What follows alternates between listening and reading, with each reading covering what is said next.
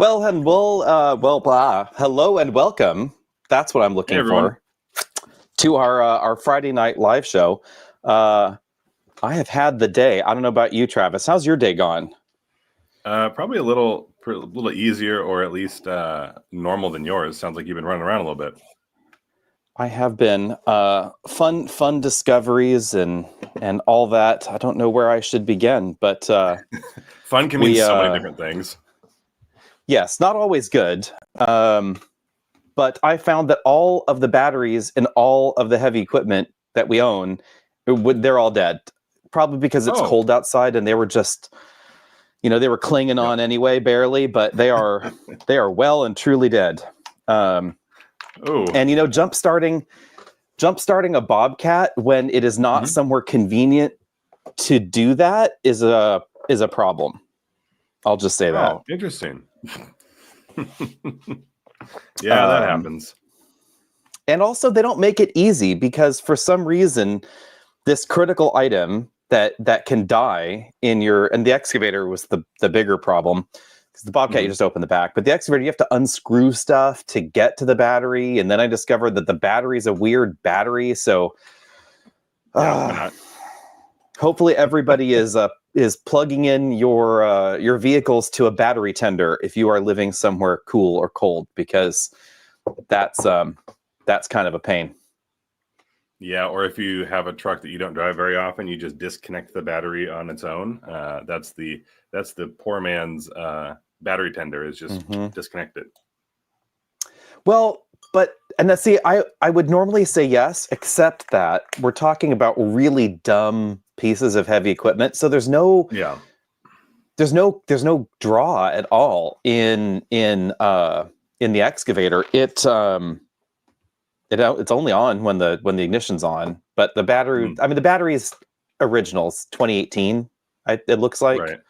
So the battery was made sometime before that. So it's had a good run. 7-year-old battery, Yeah, that seems fine. Yeah. Disappointing that you are running into it at the moment, but that's okay. Thanks for tuning in, Kip. We tried, and everybody let us know in the comment section, especially if you're watching this later, what time is best. This time we are trying to follow the data, and according to the YouTubes, this is the optimal time for a live show. That's what they tell us. So here we are. And a quick shout out to FC Reviews. Hello. I don't know if I'll see you at one of the auto shows this year, but good to hear from you. So let's move on to Charles here. Charles has an interesting question about the auto shows. We did not go to Chicago this week. I am actually quite happy about that somehow. And I'm a little bit disappointed, but I understand where you're coming from. When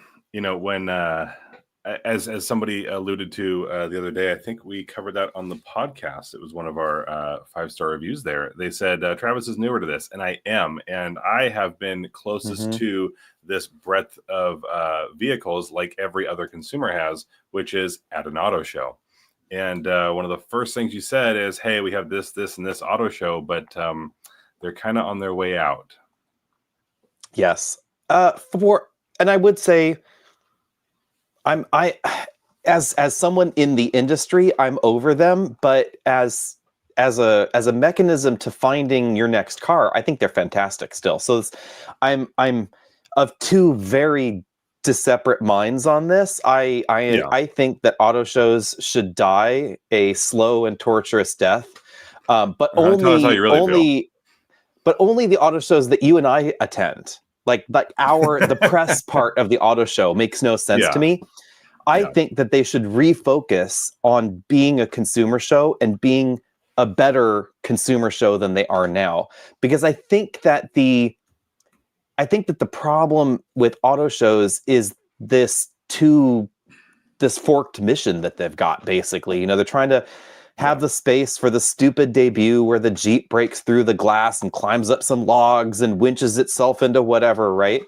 And if they had instead used that space for more consumer-facing stuff, I think it would just be better done. I think they could have every trim of Jeep there instead of just the one or two, so the customer could go and say, which one's right for me?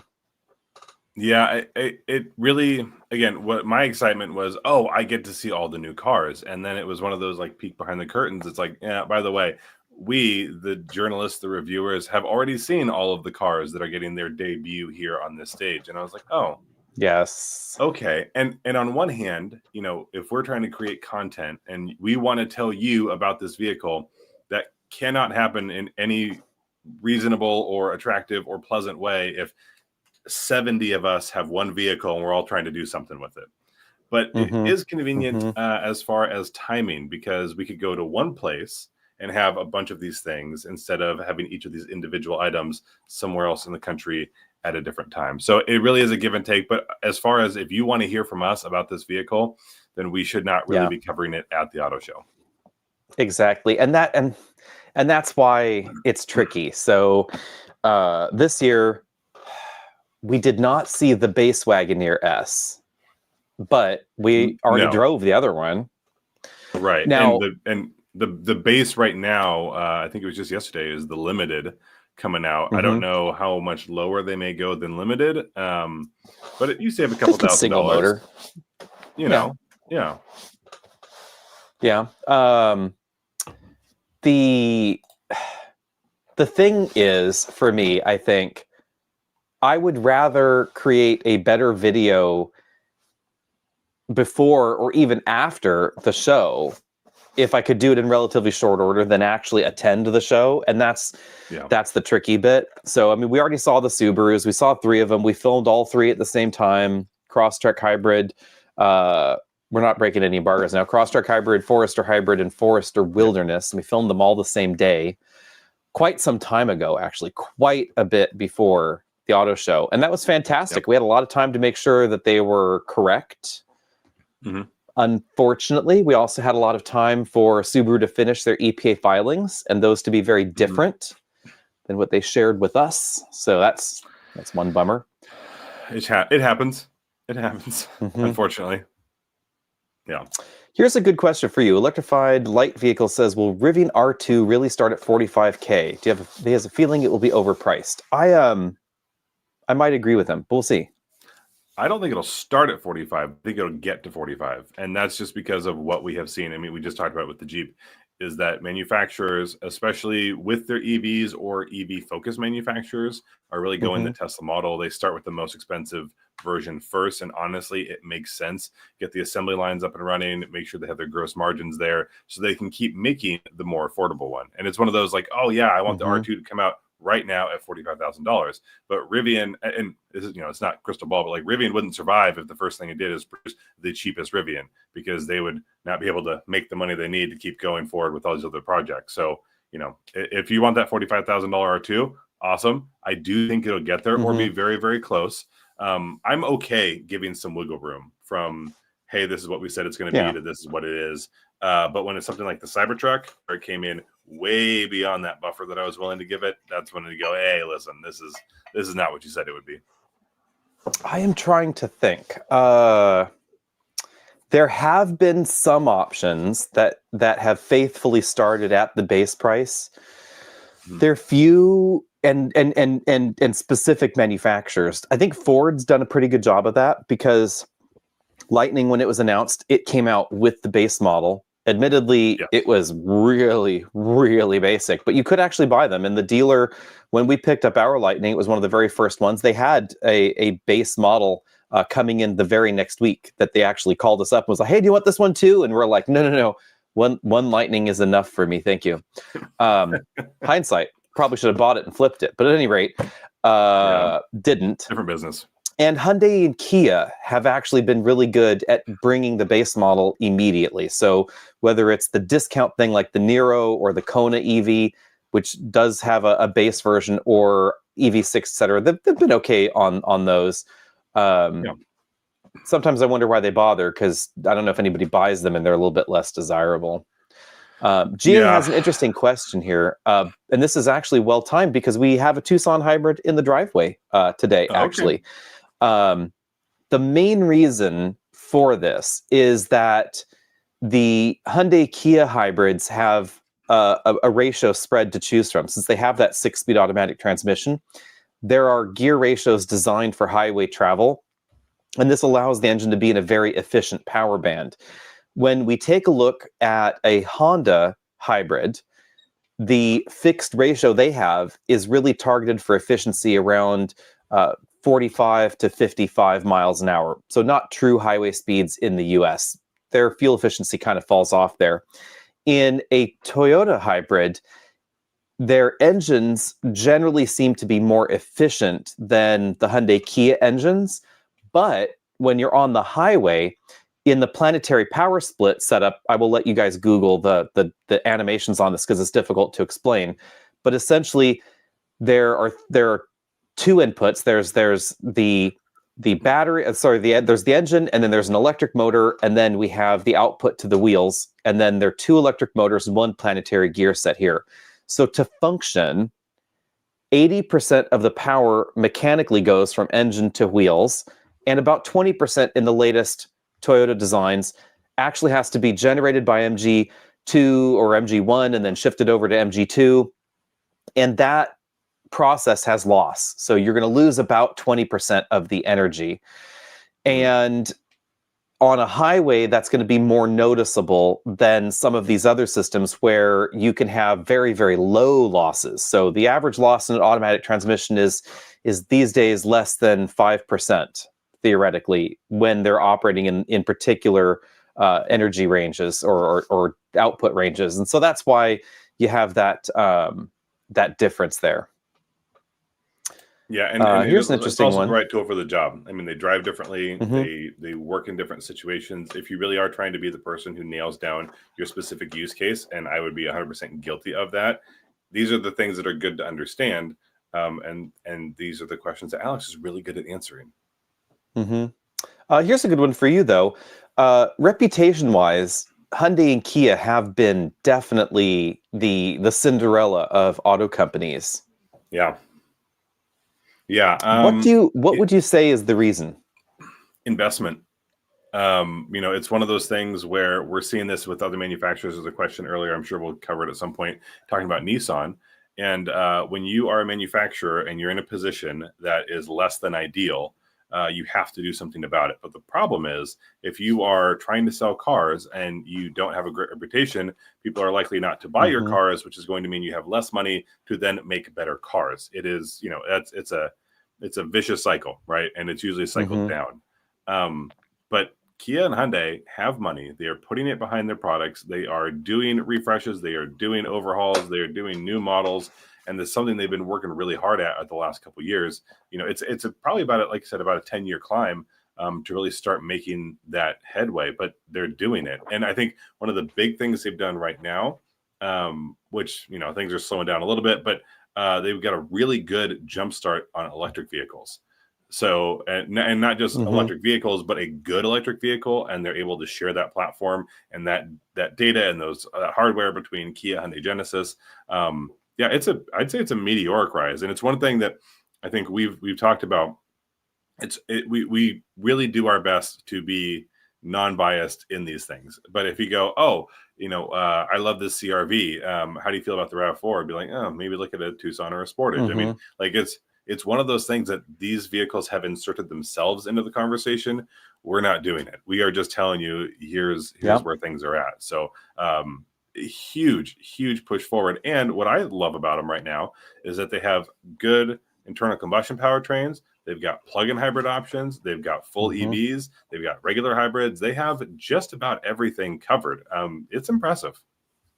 Yeah, I think that some of the benefit, and I've talked about this before, so I won't belabor the point. You guys can do your own web researching, I guess. Hopefully I can raise my seat here so I can see myself over this thing. There are a number of factors in the Hyundai rise, and I will say we have to separate a bit because Kia's late to the party. Kia was a separate company. That was bad. The Kia thing, there were some bad cars. They went bankrupt a little bit before my time. Yeah, I don't remember where it was officially bankrupt or essentially bankrupt, but Hyundai, the South Korean government was like, hey, Hyundai, you got to fix this thing because we cannot have one of our car companies imploding. And so Hyundai basically bought them and fixed them. And The odd thing with Hyundai is that Hyundai is a very young car company, and that's the big thing. I don't think they had some of the baggage that other car companies had because they're very, very new to this thing. They designed their first car in my lifetime themselves because they licensed car designs from other car companies for their very first cars. Then they licensed platforms and adjusted styling and things. They designed their very first internal engine family themselves in the last decade. So it's been very, very recent. Yeah. So when you think about that, it's different than a Toyota or a Honda or Stellantis, Ford, et cetera, that have been around for almost 100 years, some of them. Honda's, on the young side, but still significantly older than Hyundai. They'd had some joint ventures, alliances designing engines previously. The GEM engine that was designed in coordination with Chrysler, for instance. So, they designed a third of that engine because they were a third of the triad. But on their own, designing their own engine families, it's actually very, very recent. The big thing with Hyundai is that they're the conglomerate that decided to start making cars. So it would be as if a General Electric, which is probably the closest corollary, is if General Electric in their heyday suddenly decided they wanted to make cars, and they started doing that because the Hyundai conglomerate's into everything, shipping and mining and steel and heavy industry and like all the things. So the car side of Hyundai is actually a very, very small part of Hyundai. But it helps when you have so many pieces that you can leverage. If you're looking at supply chains and that sort of thing, certainly doesn't hurt. Yeah, it's definitely true. Here's an interesting one. How does Defender stack up in today's marketplace? Talking R1S, Land Cruiser, Bronco, G-Wagon, etc.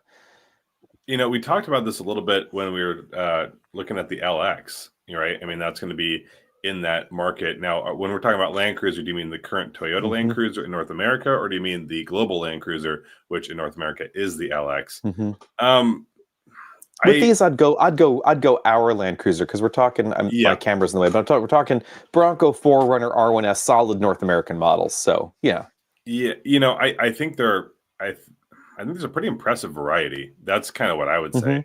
Of that stack, I'm probably not leaning towards the Defender. Nothing against it. It's just probably not quite my style. It doesn't mean I don't like it, but as far as like would I buy it, I would go a different direction.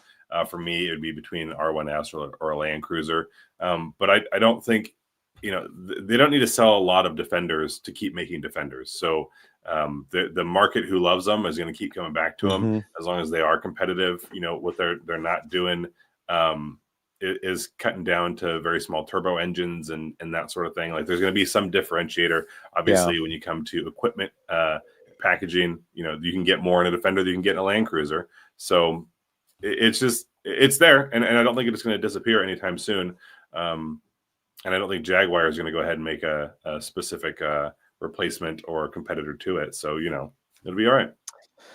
Yeah, Jaguar's path is separate, but I would say Defender, just sort of sizing up the options here. Defender's interesting because you can get a small, medium, large Defender. So you can do two-door, 4-door, and 3-row. The big 3-row. Because the mid one also can have a 3-row. But Defender's less Defendery than it ever has been before. So Defender is actually quite different versus Bronco and G-Wagon and Land Cruiser because those are all body on frame. R1S is kind of this nebulous in between because it's almost body on frame. It's if there ever was an in between, that is the only thing. It has a separate frame, but it is glued and bolted to the body. So you could take them apart and drive the frame along with the battery and the motors and all that, because that is one separate piece. But then they actually bond structurally the body on top. Whereas in a Land Cruiser, a Bronco, 4Runner, G-Wagon, there's actually isolation between the body and the frame. So the two are connected, but they're connected with big rubber isolators. So you don't get the chattering from the suspension and things like that into the body. This leads to a disconnected feel, generally speaking, which is why body on frame has fallen out of favor in the 21st century, especially because you rotate the steering wheel and the frame goes somewhere, and then a moment later the body goes somewhere, and then a little while later your seat goes somewhere. So there is the sort of the wooden snake thing, the wooden snake toys when you were a kid. It's kind of like that. It's kind of takes a while for things to move along. Whereas in a unibody car, you just have the seat, so like everything goes together all as one. Right. I like the Defender a lot. I do have a soft spot for Land Cruiser. I hope that we accurately in videos always try and at least highlight our internal preferences and biases, because we all have them, right? And I have a soft spot for Jaguar Land Rover. I've owned 2 Jaguars. I could never do the Land Rover though, because my Jaguars were broken enough for me. So I didn't need the additional pain. You got enough of the experience. And there was a lot of pain. It's you mean apparently, it was a unique ownership experience. Apparently automotive wise, apparently I'm into pain, because I would do another Jaguar tomorrow if the right one appeared. Not a modern one, because that they're dead to me, but whatever that means. A 2000 to 2008 maybe Jaguar XJ, like yes, all day long, twice on Sundays. The only one that would tempt me would be an F-Type. Okay, they were okay. It was too modern. That was too modern Jaguar for me somehow. So we had a quick question that I wanted to ask you about. Came through the chat here, and it was about if we ever thought about merging with our friend Sophion at Redline Reviews. And the way I look at it is, would we do a hostile takeover of Redline Reviews? I just want to get your take on that one. No, that would not work. Hostile takeovers get hostile fast, and I would be lying if I had said that the thought never occurred to me. I don't know how it would work, but I have thought that, but not in a bad way.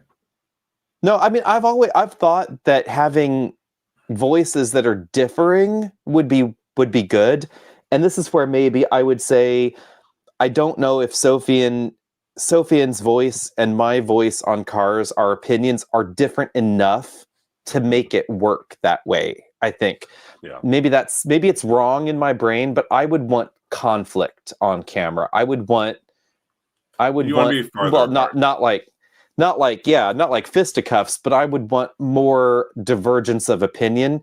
And Sophie and I will bicker when we drive together on minutia. Like, I don't like that button. That button's fine. But we still like the car, right? So it's that level. Yeah, and for folks who don't know, it is behind the scenes. A lot of these folks you see looking at the same car in the same place, we do know each other, and more often than not get along. So Sophian's a good friend. Yep. We had someone ask a little while ago about TFL. It's a fun group. I would pay, however, I think to do a celebrity boxing match between Alex and Sophian. That one could be interesting. No, Sophian would kick my ass. That would not be good. That would be very embarrassing. Well, I mean, we get you in like sock and boppers. We're not trying to really hurt anyone. Okay. For a fundraiser, have a good time. Sophian goes to the gym. Does it look like I go to a gym? Oh, goodness. This temple does not go to a gym. It does many things. Besides, I need to live to see my grandchildren. And since my embryo is, well, I think it's actually a fetus technically now. My fetus is 23 weeks old, something like that. Not even a child yet. So, days. Yeah. Gotta make sure I live long enough for that. That's all that gets me. I'm just saying, like, I think it'd be interesting. And I'm probably not the only one. I gotta live a solid 30 years, because I'm gonna bet that it's gonna require a decade of guilting my children into grandchildren. I don't know, but I have a strong grandchild desire. Yep, that's true. Travis can verify this because it is a frequent topic on drives. Anyway, it is a constant motivator. Yes. Yeah. AP says, do we think manufacturers will put additional subsidies once the credit is eliminated? I I don't think so. No, the only reason you would do it is if you are in direct competition with some vehicle that still had it. And that if it's gone, then it's gone, right? Obviously, right now, there are very few electric vehicles who do qualify for that tax credit. And so you are still seeing some subsidies from the manufacturers who don't. And it's just to stay competitive. A lot of that ends up on lease deals. But if it goes away, no, I don't think anyone's going to rush to it. I do think you might see some price adjustments. But I don't think there would be subsidies. I think it would say, hey, listen, to keep these things moving at the moment, we need to make a price reduction or some other form of adjustment. But it'd be more widespread, not just a sale. Right. And I will say the question is currently extraordinarily complicated because we have vehicles like General Motors Ultium family of cars, which are widely lampooned for being bloated, heavy, all of those things, which are true. Like we have the Blazer EV that we leased for 2 years, and it is heavy. That is a big, heavy thing. But it's also a big, comfy EV that's actually pretty easy to live with. And it is apparently profitable now. So, yes, well, we might make fun of... Right. So while we might make fun of General Motors for making some of the decisions they made, clearly those decisions were actually made with profit in mind. And I am surprised by that because they have made so many different variants of Ultium that I expected those costs to just accelerate out of control and not be profitable. But it could be some of the decisions they made around this extreme commonality of components. So the battery modules are all common. They didn't use any exotic materials. That Blazer is all heavy steel. There's no aluminum going on. There's nothing lightweighting about this thing, right? And that probably it's like the did town help car the cost. concept. We're not going for a featherweight. We're just going, listen, here's what this is. Enjoy it. And Americans still do. So that works out. Now, on their strategy, huge investment. Honestly, pretty big risk because they were going a different direction than everyone else. So on that end, I'm glad to see that it's worked out. Not because I'm rooting for GM, but I like seeing different things play out. And it's there, and so everything should get less expensive down the line. That's how things tend to work. But contemplate this profitability statement from GM, and then balance that against the discounts on Blazer. Oh my God, $20,000 off a Blazer EV is totally normal. And they're making money on that thing still. Yeah. So it could be possible. But I will say the future is uncertain. For 2025, a lot of EVs have lost their credit. Actually, almost all of them have lost their credit with very limited exceptions. The Fords, Ford Lightning, but not Mach-E, as I recall. I might get that wrong. The General Motors, the GM Ultiums, solid. GM was really planning ahead. The Hyundai and Genesis EVs lost their tax credit. The Rivians lost the tax credit.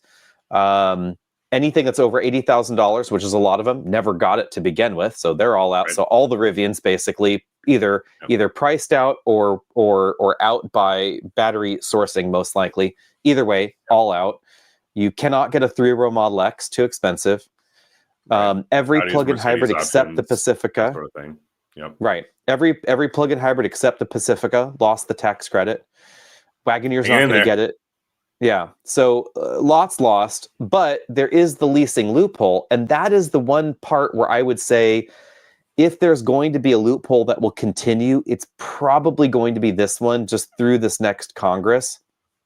And I would say that's because of the corporate connection. So the reason the leasing loophole exists is that when they passed the tax credit legislation, they did the green tax credit for companies, which was always there before. So if you're a company and you buy an EV, you get a tax credit for this green initiative thing.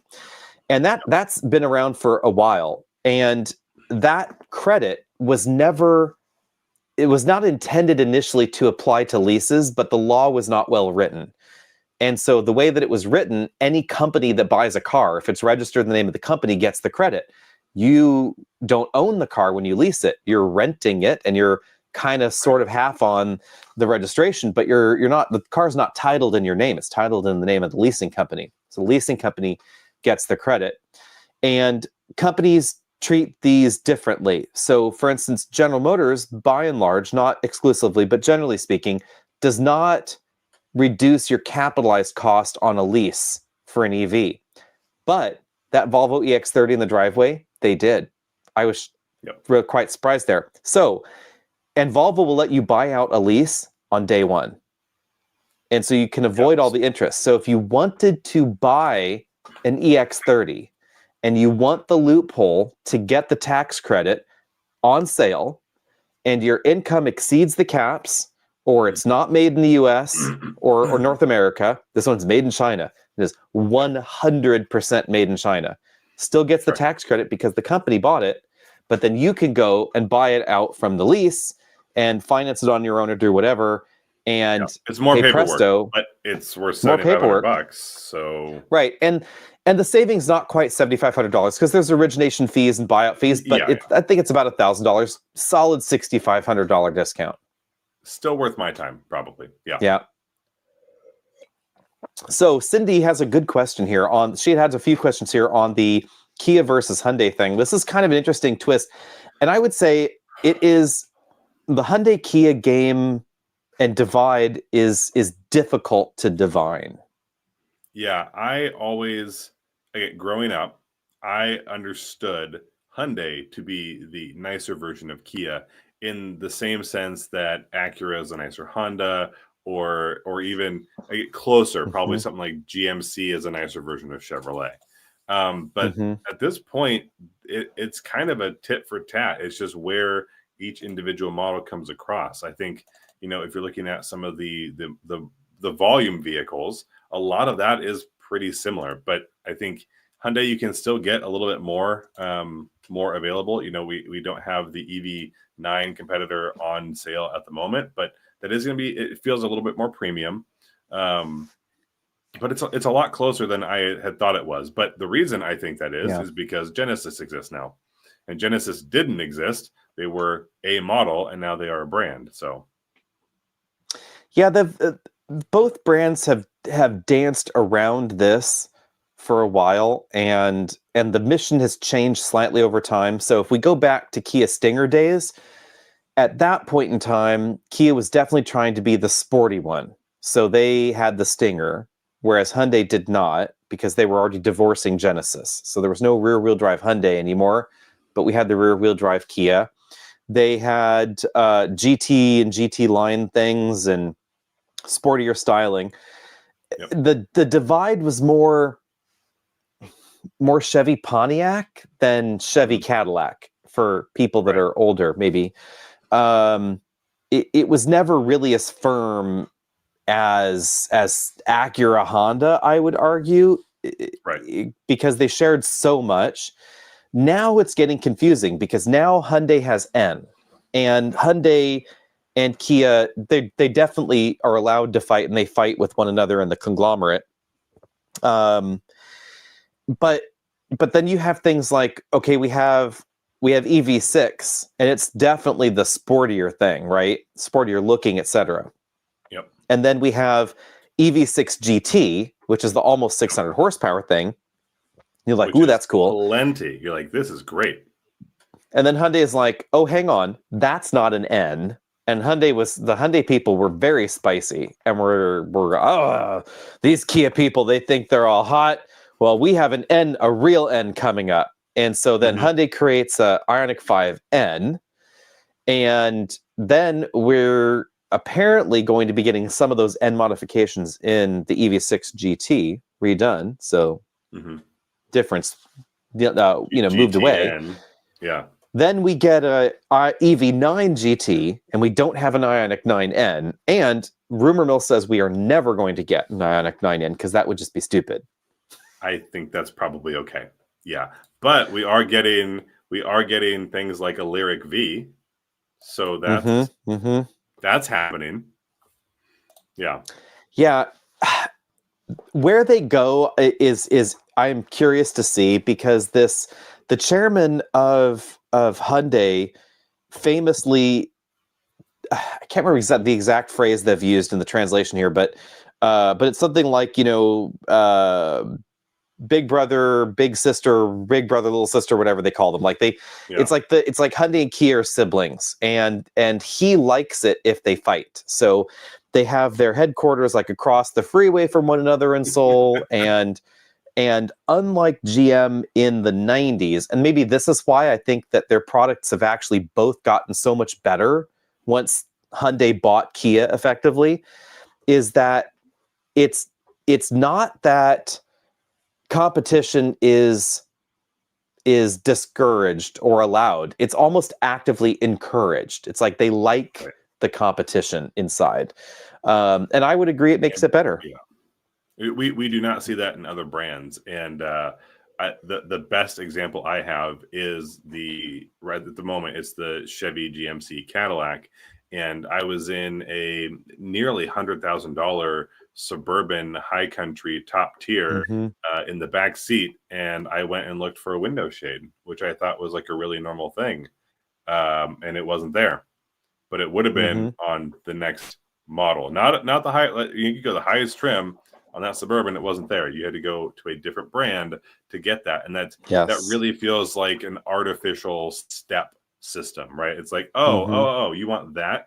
Well, obviously, I want a rear shade. This is a Suburban. I'm going to have people back here. It seems to make sense. I bought the most expensive one. Where is it? Oh, it's on the GMC or the Cadillac. And I don't remember which at this point, but probably on the GMC. Yeah, that's GM does try to draw artificial lines in between things. I think Hyundai and Kia have moved away from this a little bit as their volume has increased.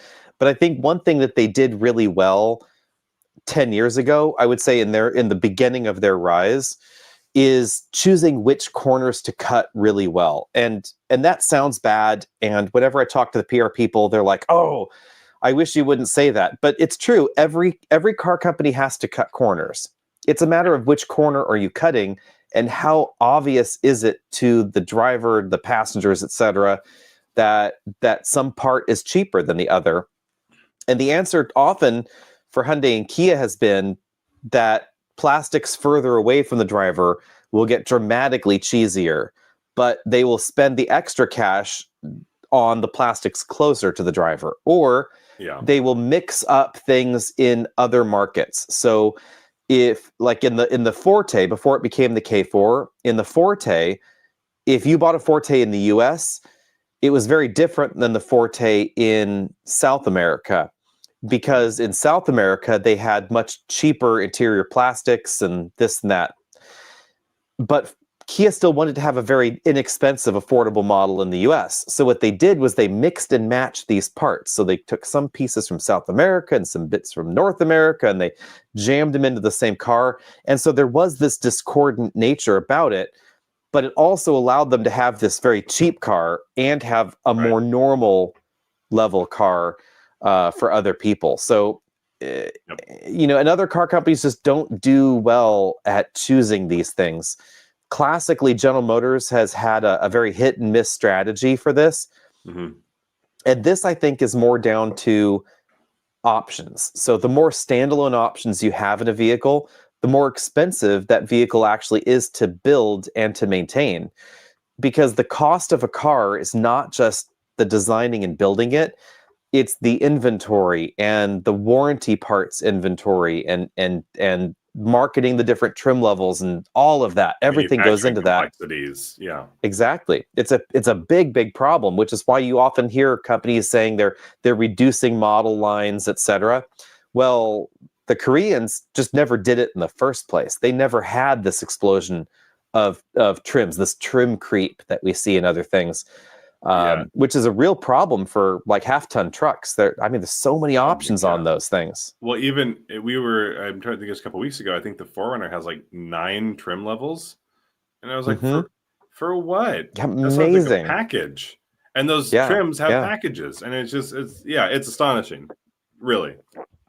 And I would argue that's because 21st century Toyota is the General Motors of the 1980s.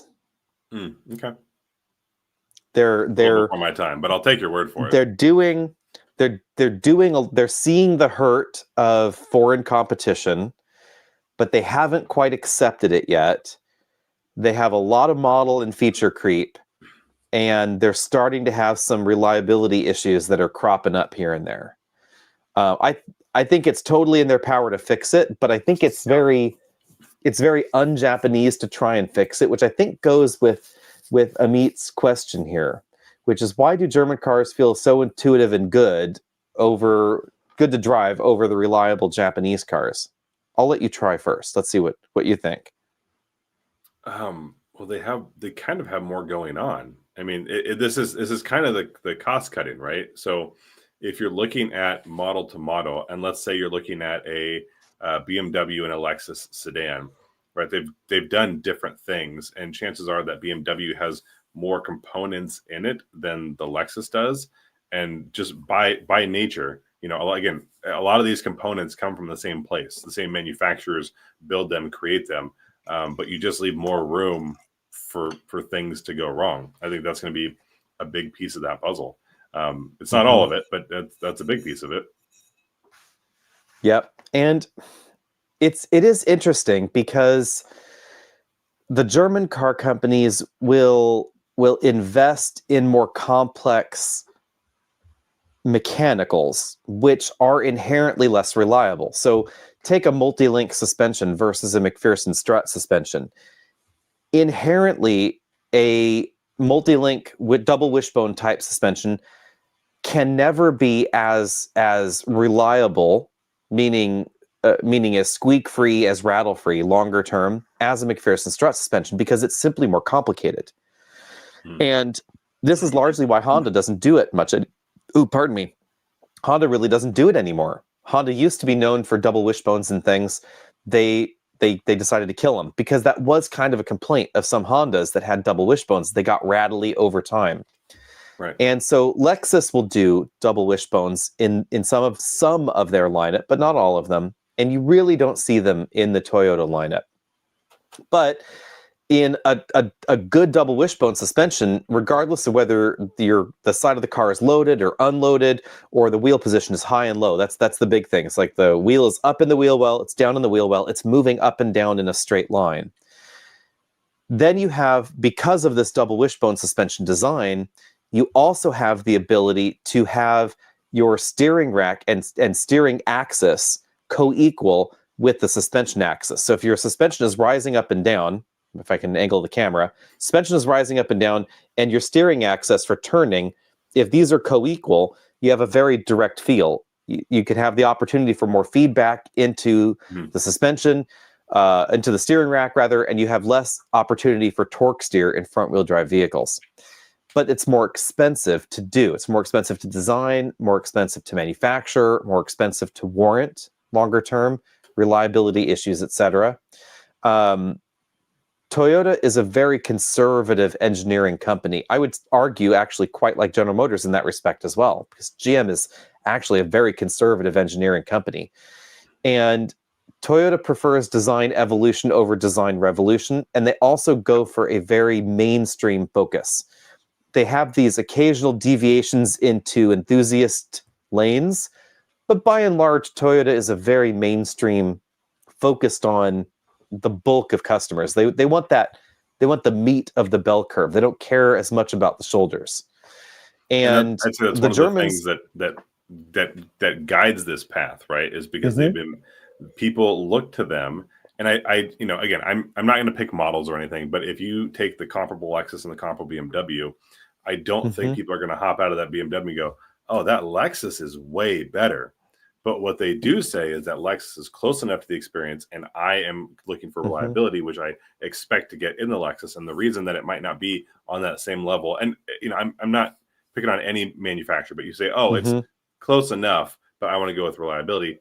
That's why they're going to lean so heavily into it, and why the other one is going to say, hey, listen, the reason people will go for us and not them is because of that 10/10ths difference. And we don't need the reliability as the main focus. So, yeah, and I think there are also some other interesting things at play here, because I will say on that front, I'll get back to the Lexus thing in just a moment. But so we have the focus on reliability and that side. I think the other problem for Japanese car companies has been the Japanese generally are not great at software. If they had been, there would be a Japanese alternative to Microsoft, and there wasn't back at that time. So, and some of this is that even inside Japan, they kind of finally admitted, like, we're not good at user interface design software. But also, the Japanese car companies have historically opted for interface development in Japan, not in North America. And that's very recently changed at Toyota. So Toyota, this software version that we finally see in everything in the US, this is the first interface designed in North America for North America. And then when the Japanese saw it, they thought, oh, that looks good. We'll offer it to the other divisions around Toyota for other world markets. Every other market that had a choice chose it over the Japanese software. And then Toyota said, maybe we'll just use it in everything. So now it's in all markets everywhere. And we see Honda, for instance, adopting the Google systems. We see Mazda begrudgingly going, maybe we should have some touchscreens here and there. So there are certain things there. I will say that reliability plays obviously still a role in this, but Lexus does a really good job at driving dynamics when they put their mind to it. And Toyota period does this as well. GR Corolla is absolutely fantastic. Lexus IS is very, very good. I challenge any of you to go to an autocross course, go to a moderately sized track, and drive a BMW 3 Series, an Audi A4, a Mercedes-Benz C-Class, and a Lexus IS back to back. And I bet everybody that everybody out there will prefer the chassis dynamics and the steering feel in the Lexus IS to the others, because that was something that they really, really worked on. I think the problem is BMW realizes that their steering feel and their chassis dynamics need to be good, but it also needs to be fun in the real world. And the IS is not as much fun because it's so much slower than the others. So in the corners, it's faster than a 3 Series. But in the straightaways, it is so much slower that it doesn't matter. And that's the problem, I would say. Yeah. Moving on, Mark is asking about LED lights. Let's see. Oh, Well, you think about this one. Funtail, do you remember, I won't say names because that seems rude.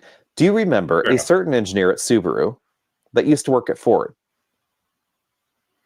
Oh. Might be too far off. Perhaps. But one of their, he's no longer in PR, but one of their engineers used to work for Ford, and his career started as basically a cost-cutting engineer for Ford. So he was responsible for doing things like, I need to re-engineer this component to try and save 5 cents, 10 cents, etc. So I would say yes, it does when you think about how many hundreds of thousands of things this manufacturer is making. Yeah, and I don't know if I mind it terribly. As an owner, the things that you are going to experience when you look at your vehicle, if you walk up and the lights pop on, what you see and what you are presenting to the world is usually not the turn signal. That is just a small piece that pops on every once in a while. But I do think for folks who are going to be a little bit pickier, that is going to be a discerning factor. Hold on, wait a second. That looks or feels cheap. And if it looks or feels cheap to you, that's going to be your thing, and you're going to go, never mind. But I don't think the majority would probably go that direction. But it is nice when you do see a full set, right? You don't see that cost-cutting measure. Like you said, it happens all the time. Otherwise, vehicles would be abhorrently expensive. But yeah, I don't think I mind it terribly, unless it was some awful weird design. If you had, LED light bars, everything's super sleek, and then you just got this like puddle light situation, that would be the standout. So the design is going to be more important, I think, than the specific component for me. But it happens, and it's maybe not the best. You missed the key question. Is it red or is it amber? And I would prefer that it's red. And Alex would always prefer that it's amber. What? I don't You need heard another it color. here first. You heard it I here don't first. need- Travis is dead to me. Travis is dead to me. He's gone. Anybody This is that my last needs, show, anybody everyone. that It's is been looking for a fun. position, apply down below. Travis is dead to me. The amber turn signal. It's about the colors, and when you look at the vehicle, I understand It's about it's more safety. recognizable. It's about safety. If the light is blinking, I notice it. So See, I'm not too worried about it. Safety, everybody. But manufacturers don't seem to agree with you, and nor do regulations. Otherwise, it would be a regulation in the United States. Matthew doesn't think you're crazy. He's not the first. It's happened before. It is. I'm just going to keep on clicking these things because they're great. Yeah, I know you are. They're great. 100%. See, safeties. I understand and recognize that it is about safety. I don't like the way it looks. I've never made a vehicle decision. Better. They're beautiful, beautiful amber based on turn signal colors, and I probably beautiful amber turn signals. I'm just saying they don't look as good. And if you've got to be in the red light district, gray car, whatever. Oh boy, now that's for a different show. We have judgments based on colors in our society. Red stop, literally red stop, or that's correct. Or the other red, or amber. But usually stop. But usually amber's turn. Yes, amber's caution. Something is going to happen. Also, amber also lets people know that you're not just that dude riding the brake with only one brake light. That's fair. Although I think more criminal is the General Motors vehicles that when they're in park have their reverse lights on. That is criminal. I will say that one. When I almost didn't believe this, but there's I can't remember the name of the comedian. Someone might know down there, but funniest thing I ever thought of. By the way, thank you, William, who doesn't know what color his turn signal is, because most people don't, because we don't see them. And it would never influence my decision. I'm just saying they don't look as good. Oh, see, someone even wants your tail lights for his XC60. Yes, exactly. We'll get to that in a second, though, because there's a tail on that one. But anyway, comedian I used to listen to, I haven't heard him in a long time. It's had this funny routine about driving in India. And I thought to myself, this is, whatever. It's fun. It was funny, but it didn't get me until I was in Egypt. And then I got it.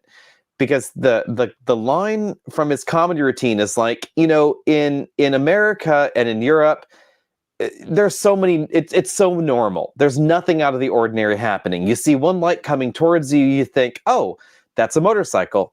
Maybe it's a car without a headlight. But in India, maybe it's two motorcycles with a bookcase strapped between them and stuff piled on top of the bookcase, and only one of the motorcycles has a headlight. And that is totally what you see in Egypt too. But I digressed.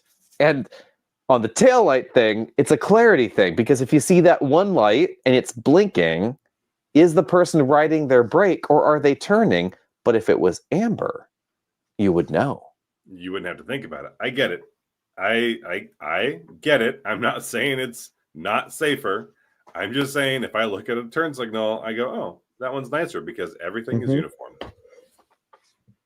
So, Drew, I hate to throw people under the bus, but I will say that Kyle's a little too immature. It's probably the right word for my tastes, because he does a lot of things on camera that you just shouldn't do.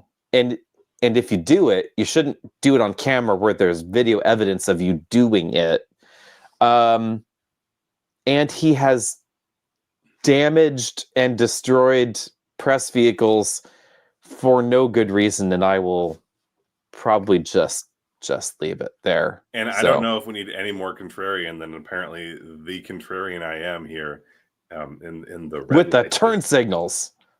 Yeah, it's William. He doesn't even know what colors turn signals are. How evil! What? I don't care. No, William. William doesn't know what color his turn signals are. Like, my goodness. How would you not know? I don't know what mine are off the top of my head.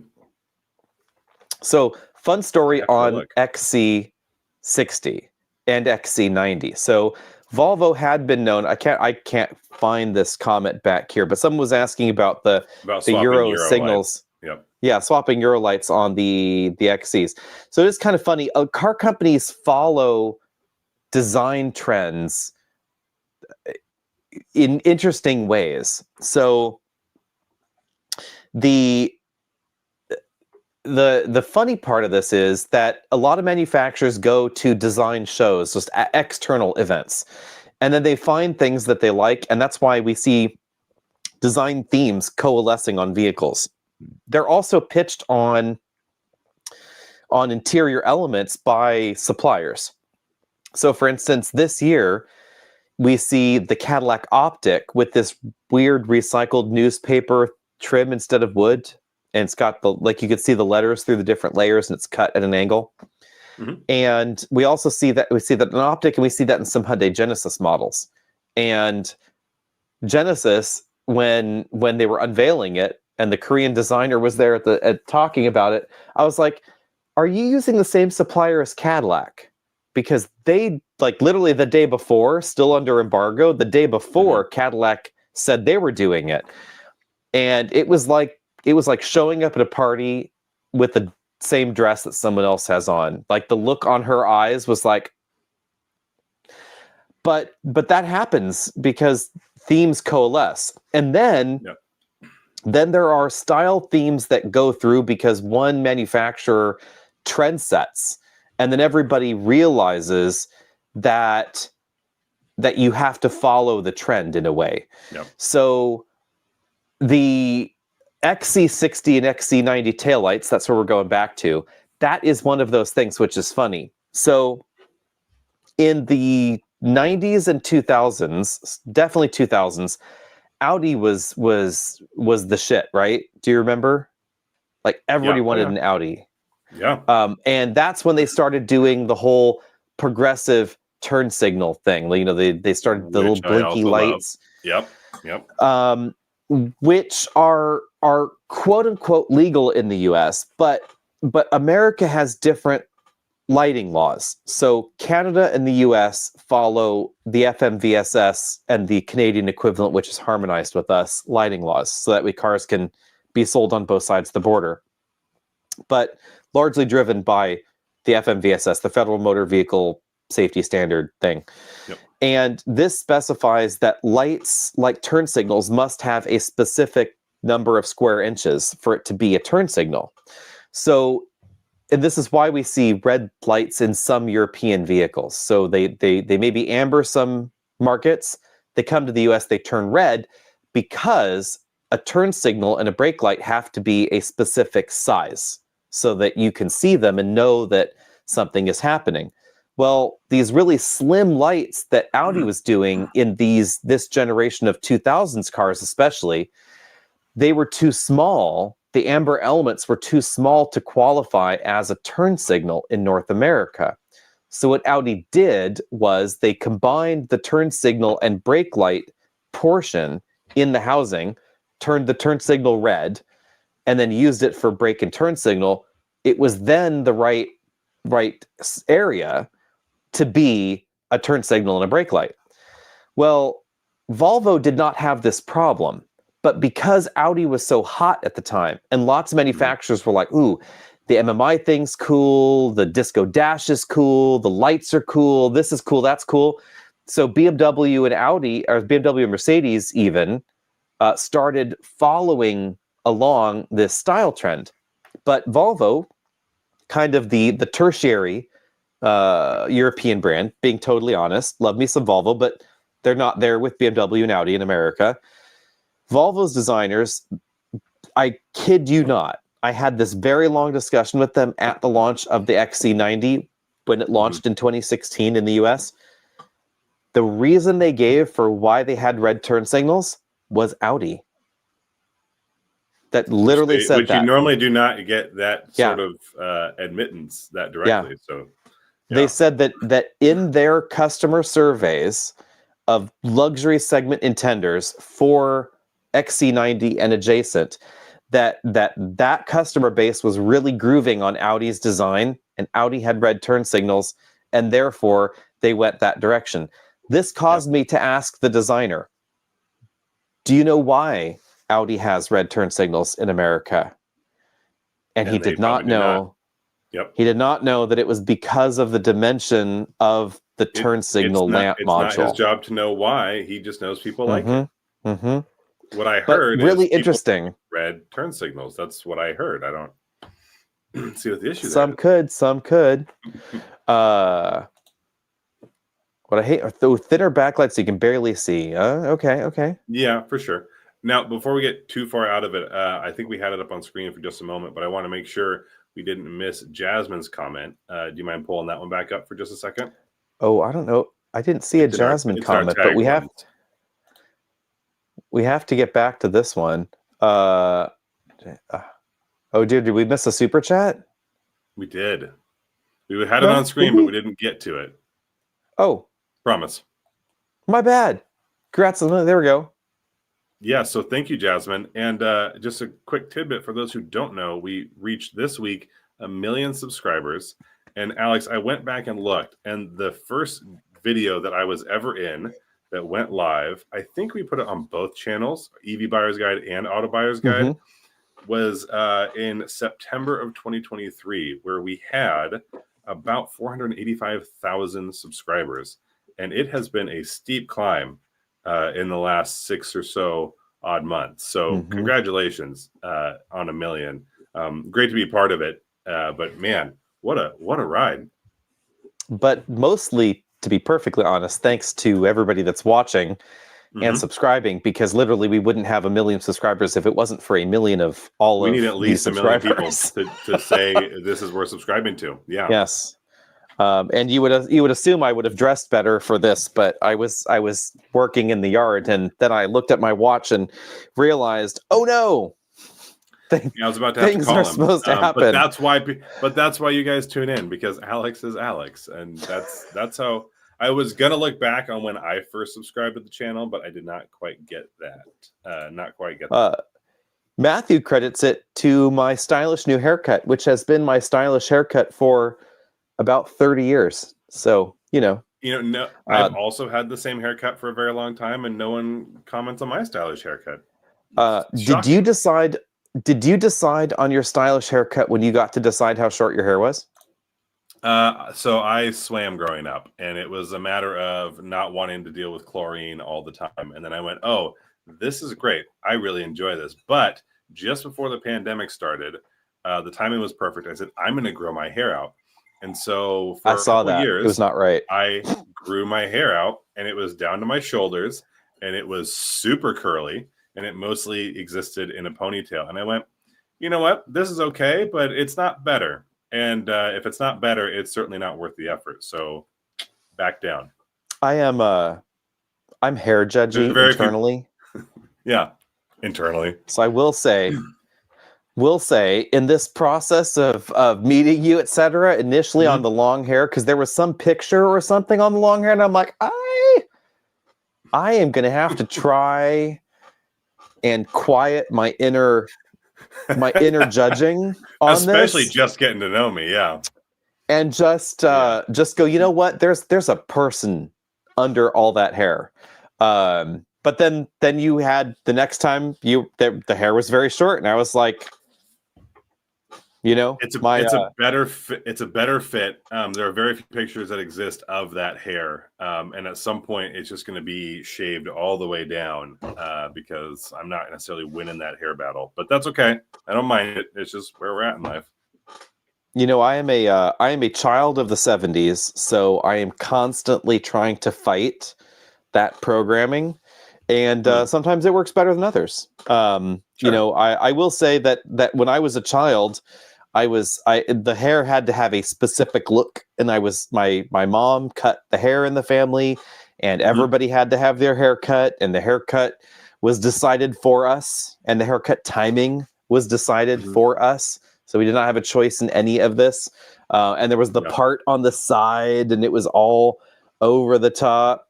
So the moment that I could decide on my own haircut, I was like, cut it all off. remove it. That's the thing. So people are having some streaming issues. So hopefully, but I'm seeing you and you're seeing me, and I'm seeing our you. stream So health. I think we're okay. Yeah. Our stream health seems good.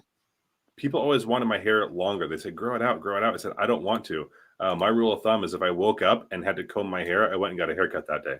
It was a perfect system. I loved it.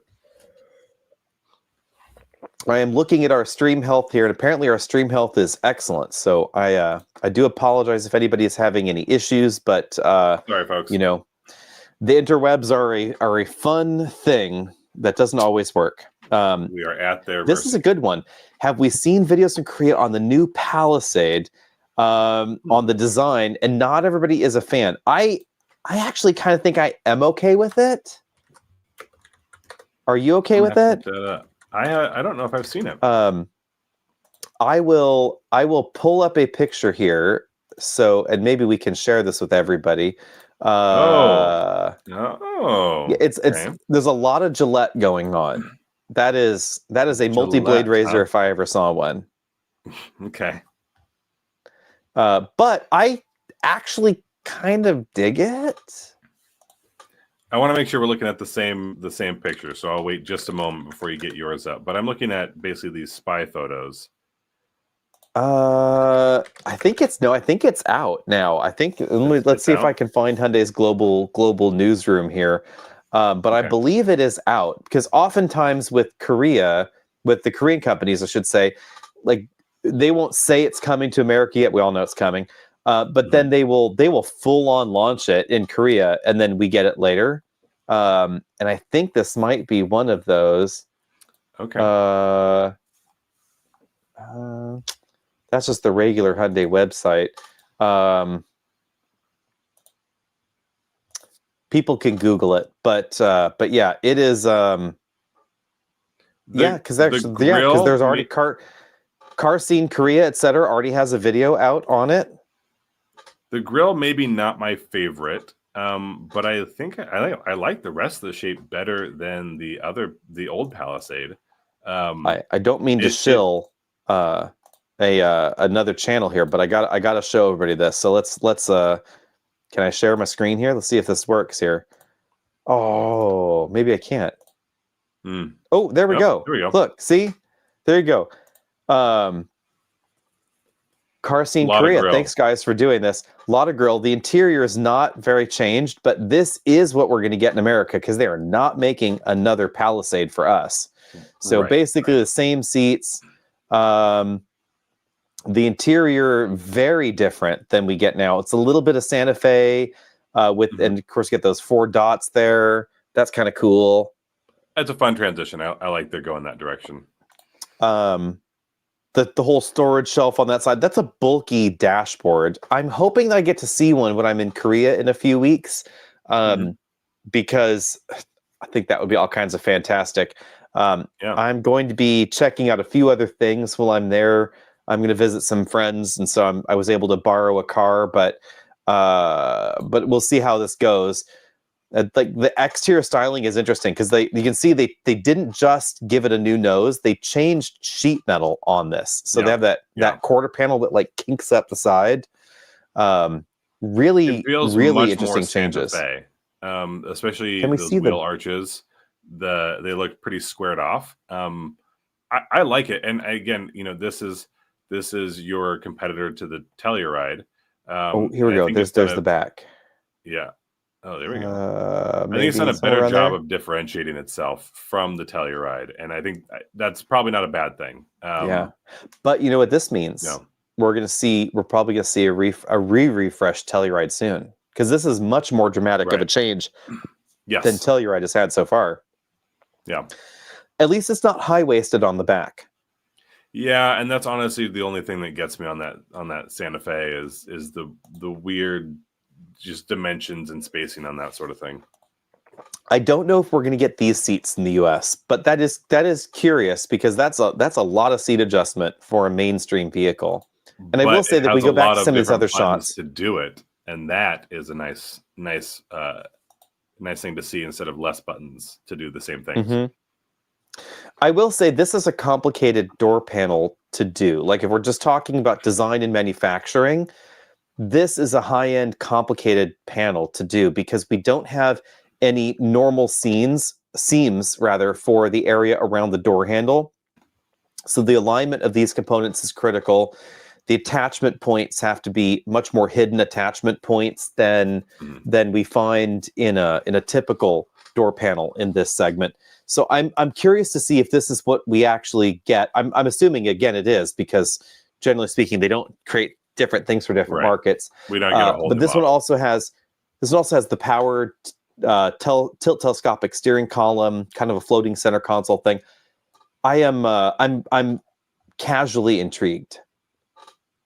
Yeah, I'll put it that way. I like the dimensions of it. I like that it's more different than the Telluride, and I think the Palisade has just lost sales to the Telluride. So time to do something a little bit different. This is an interesting one. Would you buy a Honda Pilot or a Pathfinder now, or assume that they'll get some sort of update for 2026? I will say on the Pilot front, it's unlikely. It's relatively new still, and we all saw the Passport, and Passport's not radically different than Pilot. So we're not going to see an enormous change. I would say likely in the Pilot. It's possible, but I would say it's generally unlikely. Yeah, I'm more unsure on if I would go buy a Pathfinder in that segment. That's probably not quite the direction I would go in the first place. And I don't have any information on this, but I know Nissan's what we talked about earlier, right? How do you fix a company that's in a downward spiral? You throw a lot of money at it, and that's not something Nissan's going to be able to do right now. So I don't know how much I would count on changing in that Pathfinder. Yeah, Dennis. So Dennis, on the same subject here, if you're concerned about the third row space, I might suggest checking out some of the larger options. So if you really need to use the third row on a regular basis, and you do want a roomier third row, you will find a big third row headroom wise in the Explorer. So that's definitely larger than the one in the Pathfinder. But the biggest third row and most comfortable third row in that segment is really going to be the GM triplets. I will say I was surprised how well I fit in the Pilot third row. For folks who don't watch a lot of our videos, I run out of headroom pretty quickly, and that's one that I don't run out of the headroom in. So I was pretty impressed. Yeah, especially if you're going to be using child seats in a vehicle, depending on your use for the third row, whether it's adults or older children or kids in child seats. The child seat functionality of Traverse, Acadia, and Enclave, right? Am I getting those right? That is definitely better than anything we find in the Honda for sure. Passport does pretty well there with the tilt slide mechanism, but roominess is more the problem there. There's just more room in the GM triplets because they're physically quite a bit bigger. Yeah. This is an interesting one. I have thought about this, but I'm not clear how we'd go about this. If anybody has any connections, let us know. I would basically have to go to China on my own and rent cars, because interacting with PR departments even outside North America is tricky. So when I go somewhere and if I travel personally for personal travel, I will generally film whatever car I rent just because it seems fun. But this is it's not like that's a tax dodge, because I still pay for the rental car personally. But also getting manufacturers to give us a car that way, we don't have relationships with those PR people, so it's generally doesn't work. We'll see how this goes in Korea, because I'm going to Korea in 2 weeks for a car thing. And while I'm there, I'm going to visit a friend of mine that's in Korea. And so I am borrowing a car, and I did ask if I could film it. So we'll see how that goes. So maybe, but I specifically wanted the one that we don't get in North America. The Chinese EVs, China's a really interesting EV market because it is so all over the map, and they have very traditional manufacturers still teaming up in cooperative joint ventures like Honda and Nissan. Mhm. And then they have, all of the various Chinese ground up brands developed there they're doing their own thing. And you got these in between brands in a way for instance, like Geely, where you have their brands that they started, their main brand. They got Volvo, they got this, they got that, and everything in between. It really is an interesting market because it's so fragmented still compared to North America. Yeah. And again, it's a lot about the relationships, and we just don't have them in that way. So it's not like we can make a call and say, "Hey, here's what we'd like to do." Sometimes we can, but globally that's much more difficult. Well, this is an interesting one. Your thoughts on an RX hybrid or a Lincoln Nautilus? Oh, that's a tricky one for me. Yeah, I think what I would enjoy driving every day more is probably going to be the Nautilus. I might agree. There are some geopolitical issues with the Nautilus since it's manufactured in China. That is tricky. I do kind of like, more than I thought I would, the weird 2-screen thing across the dashboard. I think actually works better in person than it did in photos initially. Yeah. The one thing I will caution is, if you are thinking that the Nautilus with its hybrid system is more fun than an RX hybrid because it's more powerful, it is more powerful on paper, but it is not quicker in person. So that's the thing. Yeah, no, I just I will say the screens. We've talked about screens a little bit, and we were in the Jeep with 45. It's not 100, like 45 inches of screen real estate for passenger and driver. If you get the passenger screen, et cetera, et cetera. That felt to me like I was being inundated with screen real estate. But on the Nautilus, I didn't. And obviously, it's an enormous screen. It's all screen, but it was done in a way that was so well integrated. It didn't feel like it was forced upon you. Yeah. There are some Toyota screens that are really big, right in your face, and you go, "That's a big screen." That's where it feels like it's overpowering on the screen side of things. This felt really well done, and I was a fan. And I will say, I think, maybe let me know if you think this way, but I think for me, it's because it's high and away from the driver, and it functions as head-up display, instrument cluster, sort of infotainment system, some auxiliary displays, but it's not trying to be a passenger screen as well. So like in the Stellantis things, that passenger screen they want to stick on everything. I'm just like, why guys? Which is just a stop trying to make it happen. Screen. It goes boom. Here's a screen. That one felt like more often than not, it was mostly just like fading into the background. It was just part of the ambiance. It wasn't active. It wasn't doing a whole lot. You could put the weather up there or something, but it wasn't this big focal point. And that's really what worked for me, is that it's. I don't love heads-up displays personally. So the fact that I had the information out there, I don't. What? Listen, this doesn't have to be controversial night for Travis. I'm not a big fan of heads-up displays, especially when you wear sunglasses. Oh my God, you're really fired now. No amber turn signals, no head-up displays. I mean, what do you hate next? Do you hate V8s now? Oh, should I not start on that? Oh no. No, it's just not my favorite. I like the information being out there. Do you hate babies and kittens? I mean, what? What? I'm not a huge baby fan, but kittens are great. Wow. No, so I like that the screen is out. It's less looking down, it's more looking up, and it's really well integrated. So that's just gonna say where I'm at. Don't worry, you and everyone else. The problem with the heads-up display is when you're wearing sunglasses, you can't see it. I know who's not getting invited to the sip and see. That's what I know. Someone's sip and see invitation is getting lost in the mail because where are you gonna drop my baby? Is that how this is gonna go? You're gonna be like this is news to you. Alex is not only a bit kind of guy, but this is not news to him. What?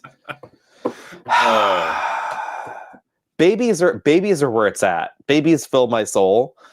You know, I knew that the biological clock was real when babies crying on planes no longer made me want to strangle the baby, and instead was making me think, oh my God, that poor baby, what can we do to fix the problem? Like, what is going on with that How do poor we help baby? this Like, child? how do I help this helpless child? Like, Would I be a better parent to this child? Is that what this is? Is that what this means? what can we do? Is there something? Do you need my seat? Like, what do you need? Like, what can I bring this adorable child? And it didn't matter how loud they cried or anything. Like, I knew that was my moment. So See, I don't there's have that. hate for crying babies on airplanes, but it certainly does not stir that. There's sort of hope for you. Yeah, emotion we'll on me. get you one. What if we got you one? What if we got you the adorable baby of your dreams? No, I'm good. I think I'm good. Yeah, thank you. It's so very generous of you, and I appreciate it so ever so much. Lots of babies need good homes. I'm just saying. You know, there are already lots of babies. I just don't know if there I are need lots to of be part of that journey. You know what I mean? every child needs a safe and loving home. That's how it is. You know, I'm just not home enough. You know, that's part of the problem, and I can't leave him with the cat. That's not gonna. That would be wrong. That would be wrong. Yeah, that would be wrong. Right. So cats don't make good babysitters. You know, every day I pick up my cat and I turn her upside down and stroke her tummy and I tell her, you know, you adorable thing, one day you will be dead to me because I will have a real baby. And in case anyone's wondering, I have literally seen that happen. It's a very real thing. Yep. And then I tell the cat, oh, cars. Oh, we're on Cars. Sorry. Is that what we do? Yeah. That's not fair. Yeah. Because Travis can attest that it does not require any alcohol at all for me to get off on this topic, which I normally keep very well hidden on the tubes. So we'll. That's what you get when we go live. You know what I mean? Sidebar. Yes, it is true that XT5 and XT6 are disappearing. On to the topic the channel's about. The Blazer was kind of the last one I saw. Kind of an interesting shift. We talked about this, I believe, on our podcast. I don't remember, but we have talked about this on camera somewhere. The removal of the XT5 and XT6 makes sense from a General Motors perspective. I don't know if it makes sense from a Cadillac perspective because they have electric competitors or alternatives in that space already. But when I said was you look at GM or you look at Chevrolet and you have an Equinox and Equinox EV, a Blazer and a Blazer EV, but now it looks like we're going to have the Blazer, not Blazer EV and Blazer. Just it's going to be electric. So I think it makes sense as long as they feel the sales numbers are there. They do have, they have offerings, and as long as people are picking up on that, I do think that electric vehicles lend themselves to a luxury badge in any number of ways. The only thing it's missing is that big guttural, exciting, performance when you get a Cadillac V. I get that. But beyond that, it's instant torque, so easily accessible power. It's a quieter interior. You don't ever have to stop at a gas station. For a lot of folks, that is a luxury feature, assuming you're not doing a bunch of road tripping. So it lends itself that direction. I do think it's a little bit bold, which, just a little bit. But and I mean, if someone had told you 10 years ago that Cadillac is poised to be the first luxury brand, traditional luxury brand, to go all electric, would you have believed it? I would not. With those V models? No, that is not. I mean, that's not the direction. I thought Volvo would be the first. Because Volvo was one of the first ones to say we're going all electric. Genesis said it. Volvo said it. BMW, Mercedes kind of quasi said it. But Cadillac looks like they're going to beat them all. They're right there. They are right there. Because they absolutely have the most broad electric lineup in the bunch with, can we even count them? Optic, Vistic, what's the mid-side, the three-row one? Oh, Lyric. Optic, Lyric, Vistic, Escaladic, which is an Escalade IQ, but we'll call it Nick. And then we have Soleil and Celestic. They're going to have 6 things shortly in their lineup that are electric, and they're killing off some actually good sellers. XT5, not the best seller. XT6, okay, kind of middle of the pack. XT4 is the second best seller in its segment. It's dead. Yeah.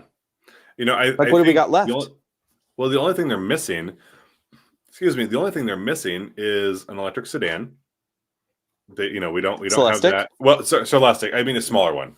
Sorry, I mean a smaller one. Nobody buys small, them. small, but smaller. I know.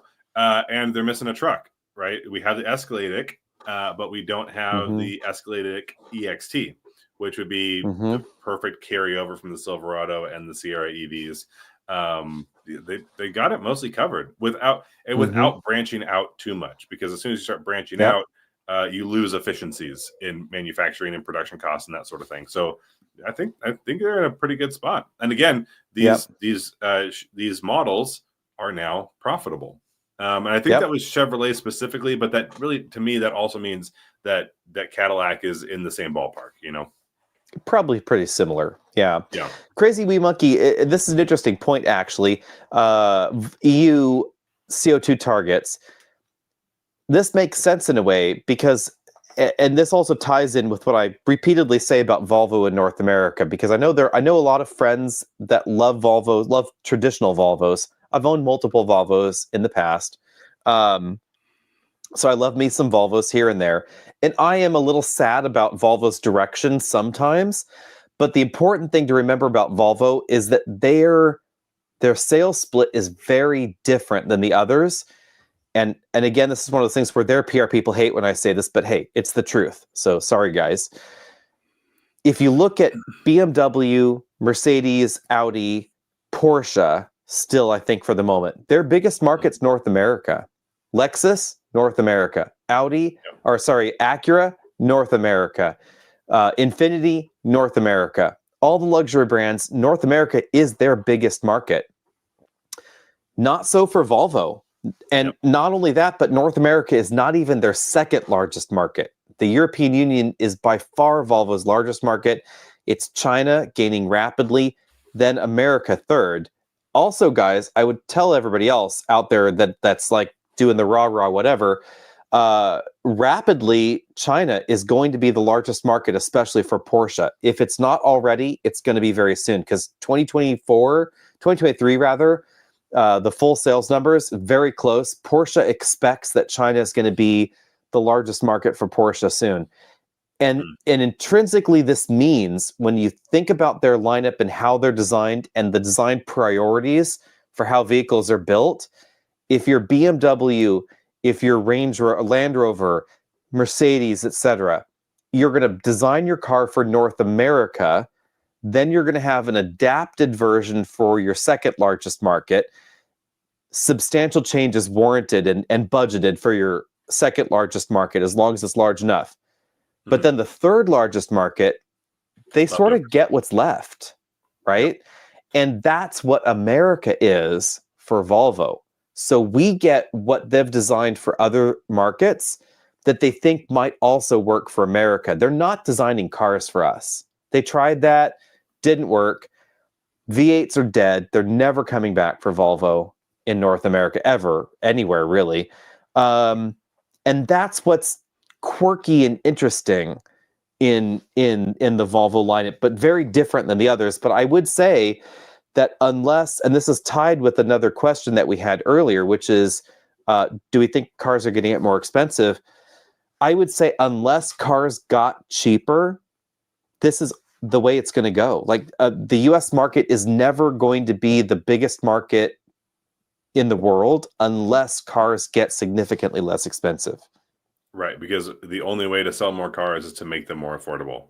And it doesn't, and the innovation that you see is not going to be in the model, it's going to be in the production, it's going to be in the willingness of the manufacturer to create a cheaper product. And at this point, what's the incentive to, if you look at the cheapest Lexus, right?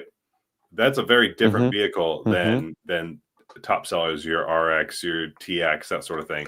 It's a very different car. And if that's your first experience with Lexus and you go, I don't like this because it's not the same kind of product, then you won't go back. So there's almost risk involved with making a cheaper car. Yes, it'll bring some more people in, but some of those core buyers might go, oh, my brand is cheaper and I don't like that. Right. And this is maybe where people are gonna, find our liberal cards, I guess. But I think that the narrowing of the car market is a problem for American society, because when we take a look at who is actually buying new cars, like we've talked about this, Travis and I, on press events. This is a demographic economic problem, because if the average American can't afford a new car, that's kind of a problem. And it's been a long time since the average American could afford a new car. New cars are being purchased by upper income earners, single family home owning suburbanites. If you think that the average American is a farmer that buys a new truck every year, that hasn't, I don't know if that ever happened, but it certainly hasn't happened in any recent memory. People that live in urban areas and rural areas generally do not buy new cars. Like the peak of that bell curve hits squarely on double income suburbanites in their 50s and 60s, high income earning, etc. That's who buys new cars. And I think that's a real problem, because if you have an employee that or a coworker, like say we're maybe I'm outing myself as someone that has employees, because I do, but this is a problem, because if you have an employee and you just want them to get to the office and have reliable transportation, I don't know honestly if I care if that car is made in China, because there's an economic benefit to that employee having reliable transportation that can get them to work, where they don't have where they're not afraid of losing their job because they couldn't get to work. I mean, I'm not going to fire someone because their car broke down, but there are a lot of people that would. There are a lot of jobs where if you don't show up right now, then your job is over. And that is what worries me, I would say, about this situation. Like the era of graduate college, buy a new car, that's over. The era of graduate high school, buy a new car, my lifetime hasn't even included that. Happens in movies, great. Beyond that, not so much. I think Matthew had a great point. He said people need to start demanding better public transportation. Well, here's the problem there. Where I live in small town USA, all right, small town Southwest Washington, I have a bus stop. Okay, and that bus stop is near the freeway. It's, I don't know, pick a number, 3 miles away, something like that. It's not enormous, but if I do not have a car, I'm not walking that 3 miles probably every day. Plus, where I'm at, it doesn't really work. I have to walk a highway, so that would be tough. So I'm riding my bike to this bus stop. Technically, it's an option, but it doesn't run very frequently because where I'm at, there's not a lot of public transit. And the socioeconomical, makeup of my neighborhood is not incredibly high earners. I live in a fairly inexpensive part of the country. So my neighbors are the ones who need cars. And if they can't afford new cars, then that is just a whole market that disappears. Yep. It's a tough one. And there are a lot of big trucks in my neighborhood, but a lot of those are used trucks. And as much as the big three would want to sell you a brand new truck, again, a lot of my neighbors are just not in the space where that's something they're going to either be able to afford or be willing to cut into the budget for.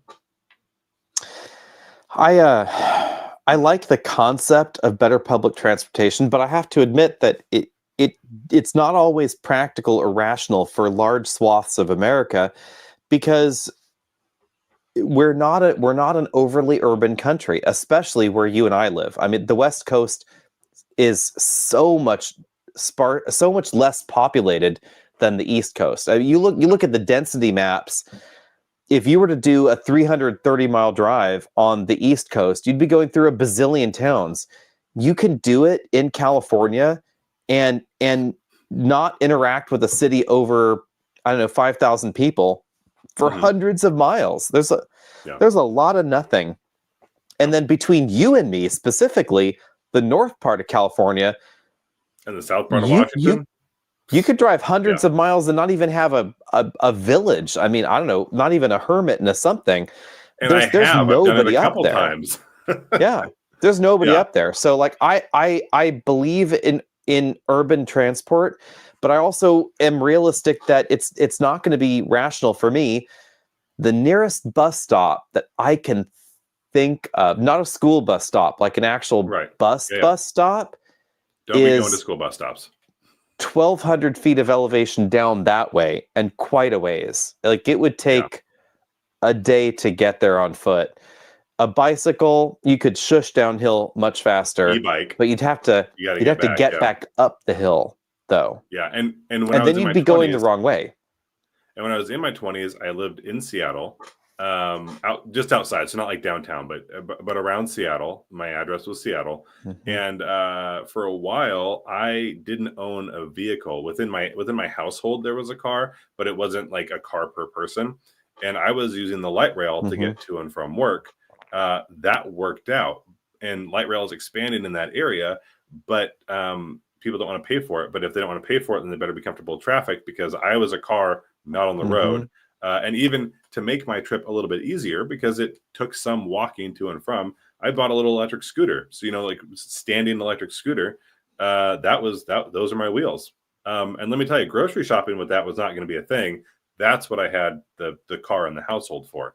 But yeah. And by the way, in my 20s, I did own a brand new car at that point, but it was the absolute base model 2016 Mazda 3 is what I had. And again, that's not selling in huge numbers because it's a base model. Yep. And I will say it's funny for people that have not realized this. I took many languages in school. None of them stuck, but the one I know the most of is Swedish. I took many years of Swedish. I can order things in restaurants in Sweden and understand menus and written signs. But a good friend of mine that lives just outside Stockholm was coming to visit, and she said, I just really want to take public transportation. So, I know we're going to go visit these things. I don't want to drive. I really want to be, lower emissions, etc. And I said, well, that is lovely. That is not going to work. But I will let you decide on the Googles how this will work. And instead of I think she wanted to go to the De Young Museum in San Francisco, and instead of a hour and 20-minute drive without traffic, it turned into like a 6-hour odyssey on the Google public transport thing. Yeah, just following the list. Yeah, right. And so even she said, "Okay, never mind." And I was like, "Yeah, that's because we don't live in that kind of place." So, even though she's in Gävle, even though she's in Gävle, which is not exactly that urban, there's still ways to get to buses, to trains, to whatever, to get her into Stockholm to do the thing she needs to do there, and then get her back so she can find her goat on fire. But that's not here. Oh, the Gävle. Yeah. Do you not know the Gävle goat? I don't know. No. Every Christmas, this last year didn't catch on fire. So in Gävle, which is north of Stockholm, the Christmas goats are a thing in Sweden. So instead of like reindeer, there actually are reindeer in Sweden. They're wild up there in the Northlands, but it's very common to have goats in Christmas displays. So you have like, instead, like you create wreaths out of greenery, you'll also create goats out of greenery, and they have like this long horn things. And so in Gävle, they also build a huge goat out of straw and sticks and this huge steel infrastructure. And they create this enormous straw goat. And juvenile delinquents set it on fire every year. So it's this huge, like, I don't know. Predictable. Like 10-story tall goat. You got to look up the Gävle goat. And every year, without fail, seemingly it catches on fire. But Sweden is a very law-abiding, strict place. So they keep trying to twist the thumb screws down. They're like, no, we cannot have our goat burning before Christmas. Stop it. Ever. Stop it. Unsafe. This is why we can't have nice things. But the sad part is then we can't have a burning goat. And so this last year they stopped it and the goat didn't burn. So is it really Christmas? You know what I mean? It's not really Christmas. They had to take it apart. Yeah. Then they didn't have a burning goat. You got to pay people to do that. And it's a whole process. Yeah. Filled me with sadness. And I mean, no, it's not fair. The only thing that could have made it more American in this process is that if it had been tied with a gender reveal. Yeah. What color the flames are, something like that. Yeah, something like that. No. Gender reveal gone wrong. It could not have been planned. It would have to be gender reveal. Does error. Something, right? Yep. Does something that sends a flaming something into the straw goat. Then it catches on fire. Oh. And made of butter because, hey, if it was a straw goat that was then a butter straw goat, imagine that. Alex, and with that, we should probably end the live stream. We have dissected every problem imaginable, so clearly it's time to Our work go to is bed. done here. It is done. Thanks for watching, everyone. I probably have to go eat dinner. So yeah, me too. See everybody later. Have a good night and enjoy your weekends.